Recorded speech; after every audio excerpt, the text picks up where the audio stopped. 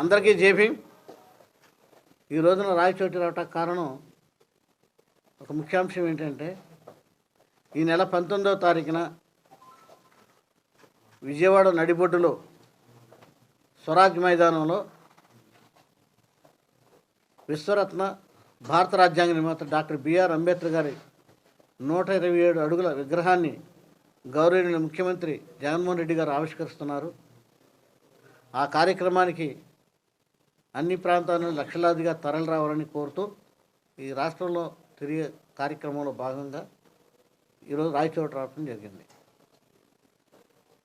గౌరవ ముఖ్యమంత్రి గారు ఎన్నికల్లో గెలిచిన తర్వాత ఈ రాష్ట్రంలో 125 అడుగుల అంబేద్కర్ విగ్రహాన్ని పెడతానని హామీ ఇచ్చారు.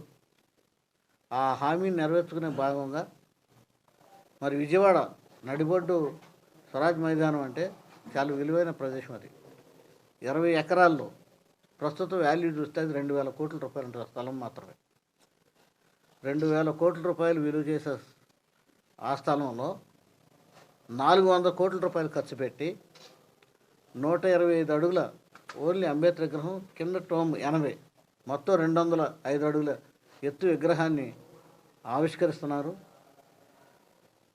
ఆ విశాలమైన 20 ఎకరాల్లో 3,000 మంది కూర్చుని మల్టీ కన్వెన్షన్ హాల్, అదేవిధంగా ఓపెన్ థియేటర్లో 2,000 మంది కూర్చోవచ్చు. బౌద్ధ మాంగులు బుద్ధిస్టులు ధ్యానం చేసుకుంటే మరొక హాల్, 10,000 పుస్తకాలతో ఒక లైబ్రరీ, దూర ప్రాంతాల నుండి వచ్చే వాళ్ళకి భోజన సదుపాయాలతో మళ్ళీ హోటలు,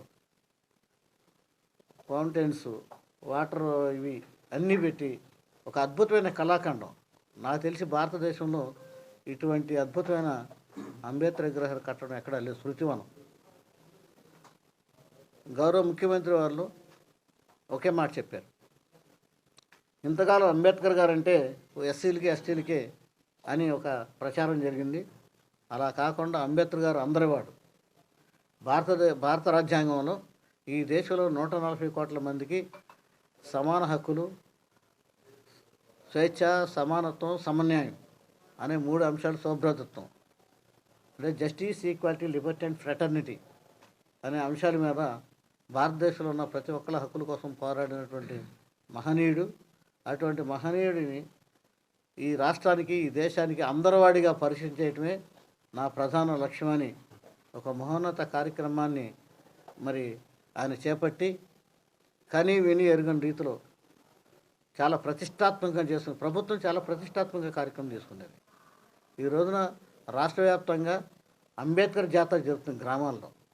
గ్రామాల్లో ఈ కార్యక్రమానికి రావడానికి ఉవ్వెత్తున ప్రజలు ప్రయత్నిస్తున్నారు. నాకు అందిన సమాచారం, నేను కూడా కొన్ని వందల వేలాది ఫోన్ కాల్స్ రిసీవ్ చేసుకున్నాను ఈ గత 5 రోజుల నుండి. పక్కన రాష్ట్రాలు తెలంగాణ అవని, కర్ణాటక అవని, తమిళనాడు అవని, కేరళ అవని, ఇటు మహారాష్ట్ర అవని, ముంబై, ఢిల్లీ నుండి కూడా మేము వేలాదిగా తరలి వస్తున్నామని చెప్తున్నారు. లక్షలాదిగా పాల్గొనే ఈ కార్యక్రమంలో ఒక చారిత్రాత్మక ఘట్టంగా ప్రభుత్వం బాధ్యత తీసుకుని, జగన్మోహన్ రెడ్డి గారు బాధ్యత తీసుకుని చేస్తున్న ఈ కార్యక్రమంలో మన ప్రాంతాలను కూడా వేలాదిగా లక్షలాదిగా తరలి రావాలని పిలిపిస్తున్నాను. ఈ రోజున బాబాసాహెబ్ అంబేద్కర్ అంటే మనందరికీ హక్కులు కల్పించిన వ్యక్తి.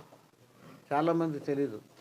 రాజ్యాంగంలో మనందరికీ అన్ని హక్కులు, ఓటు హక్కు అని, స్వేచ్ఛగా బతికే హక్కు కానీ, మత స్వేచ్ఛ కానీ, వాక్ స్వాతంత్రం కానీ, ఇటువంటి ఉద్యోగం చేసిన హక్కు, ఆస్తి సంపాదించిన హక్కు, ఎన్ని హక్కులు సాధించి పెట్టినటువంటి అంబేద్కర్ గారి కార్యక్రమాన్ని ఒక పార్టీగా కానీ, ఒక వర్గానికి కానీ, ఒక మతానికి కానీ, ఒక ప్రాంతానికి కానీ లిమిటెడ్ కాకుండా, ఆపాదించకుండా ఇది అందరి కార్యక్రమం అని భావించి అందరూ ఈ కార్యక్రమంలో పాల్గొని విజయవంతం చేయవలసిందిగా కోరుతా ఉన్నాను.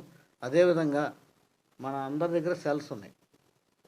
ఈ సెల్ ద్వారా మనందరం వాట్సాప్, ఫేస్బుక్, మెసెంజర్, ఇన్స్టాగ్రామ్ ద్వారా చలో విజయవాడ 19ని 125 అడుగుల అంబేద్కర్ విగ్రహాన్ని ఆవిష్కార కార్యక్రమం విజయవంతం చేయవలసిందిగా మీరు మెసేజ్ల ద్వారా తెలియజేయాలని, ఈ కార్యక్రమాన్ని అందరూ పాల్గొని విజయవంతం చేయవలసిందిగా కోరుతా ఉన్నాను. జై భీమ్. సార్, ఇక్కడి నుంచి పోయేదానికి ఏమైనా ఏర్పాట్లు చేస్తారు? ప్రయత్నాలు జరుగుతున్నాయండి. నేను చెప్పాను, సలహా ఇచ్చాను కూడా, ప్రయత్నాలు జరుగుతున్నాయి. Thank you. ఓకే.